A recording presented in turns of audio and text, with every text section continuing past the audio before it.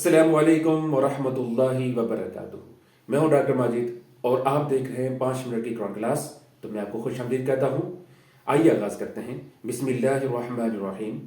قلنا، ہم نے کہا، اہبطوا، تم اتر جاؤ، منہا، یہاں سے یعنی جنت سے، جمیعاً سب، فاما، پس جب، یاتینکم، تمہیں پہنچے، منی، میری طرف سے، ہدن، کوئی ہدایت، فمن تبع، سو جو چلا، ہدایا، میری ہدایت کے مطابق، فلا خوف، نہ تو کوئی خوف ہوگا، علیہم، ان پر، ولا هم، اور نہ وہ، یحزنون، غمگین ہوں گے، والذین کفروا، اور جن لوگوں نے کفر کیا، وکذبوا، اور جھٹلایا، بآیاتنا، ہماری آیات کو، اولئک، وہی لوگ ہیں، اصحاب النار، دوزخ والے، ہم فیہا، وہ اس میں، خالدون، ہمیشہ ہمیشہ رہیں گے۔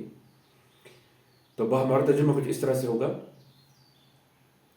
ہم نے کہا تم سب یہاں سے چلے جاؤ، جب کبھی تمہارے پاس میری ہدایت پہنچے تو اس کی تابع داری کرنے والوں پر کوئی غم اور خوف نہیں ہوگا، اور جو انکار کر کے ہماری آیتوں کو جھٹلائیں وہ جہنمی ہیں اور ہمیشہ اسی میں رہیں گے۔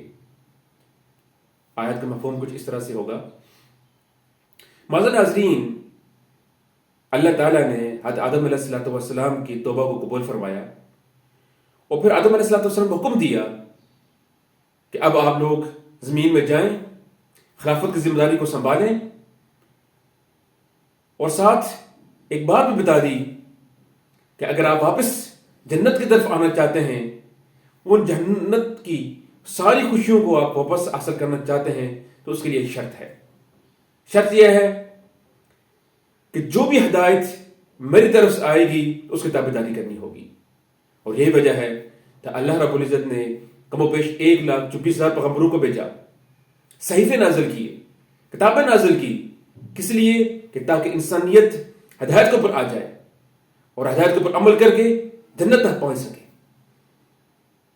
اور جو فرد بھی اللہ تعالیٰ کے احکامات کے اوپر، اس کی تعلیمات کے اوپر عمل کرے گا تو اس سے کوئی خوف ہوگا نہ غم ہوگا، نہ ماضی کے وہ غم ہوں گے، نہ پریشانیاں ہوں گی، نہ مستقبل کے اندیشوں سے وہ کوئی پریشان ہوگا۔